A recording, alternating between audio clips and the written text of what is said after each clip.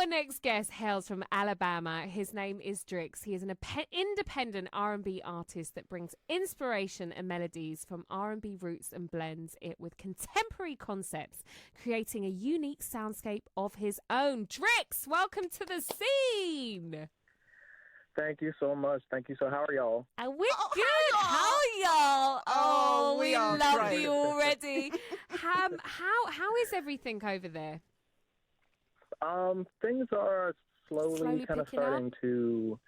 Hello? Can you hear me? Yeah. Okay. Yeah, things are picking up here. I live in Los Angeles, and I'm going to school, and they're hoping that things we're able to go back to school in person around the fall. Mm-hmm. So I'm really excited for that. Hopefully around then we're starting to do live shows and such like that. But it's been really good. I just got my second dose of the COVID vaccine. So everyone go get vaccinated if you can. So I'm really excited about the latter half of 2021 to see if things kind of, hopefully it's a new normal, because I feel like the pandemic has brought a lot of great lessons learned in a lot of ways. So I'm looking forward to the new normal for a lot of things. We all are, in a weird way. Now tell us about your musical journey, because you're an interesting one. I mean, I know you're independent, you're R&B, and you've got sort of different sounds. You're also related to music royalty, which we will speak about very, very shortly. But tell us about the beginning of your musical journey and where it started. So I used to be in band back in high school and middle school, so that was kind of my introduction. I used to actually be a composer and arranger for my band, so I would write music for like the marching band, and they would play certain songs that I would hear on the radio. And then eventually I was in a hip-hop and R&B group. I was in a gospel group. I was in a Christian rock band at one point. So I really kind of expanded and did it all. And eventually around, I want to say 2012, I broke out into a solo independent artist, and I've been making music on my own ever since. I released my first album in 2016 called Player 3, and it was really just kind of a big I don't know, coming of age moment, because I was in the military at that time, and I was actually stationed in Turkey. And that was a really great experience, just to kind of see the world for more than what I would see in the States. Very beautiful country over there. And yeah, it was just like it was a very monumental moment for me. And now I've released several EPs since then, and 2020 was actually my biggest year as an artist. I released, I want to say, at least like 4 singles, and I reached number 10 on the iTunes chart for R&B Soul, which is huge as an independent artist. That is major. So I'm just really happy for the different experiences that kind of culminate in my sound and who I am as a person. Beautiful. Now, who you are as a person, am I right in saying that you have a very famous relative? Yes. So it's an interesting story. So it kind of starts off a little down. So one of my cousins, she passed away, and during the funeral, one of my other family members walked up to me and she said, "Hey, like, I really liked your album. Whenever you make it big, I want you to tell Janae Aiko that you guys are cousins." And at first I was like, okay, sure. Like, oh, all right, cool. But eventually, like, I did the research on my own, and I reached out to her father, Dr. Chill, Karamo Chilambo, and we confirmed it all. Like, he is part of my, they're all part of my family. And that was really like I don't know, it really confirmed a lot of things for me, because a lot of the men in my family, they're into sports. I had my brother, TJ Barnes, he played in the NFL. Wow.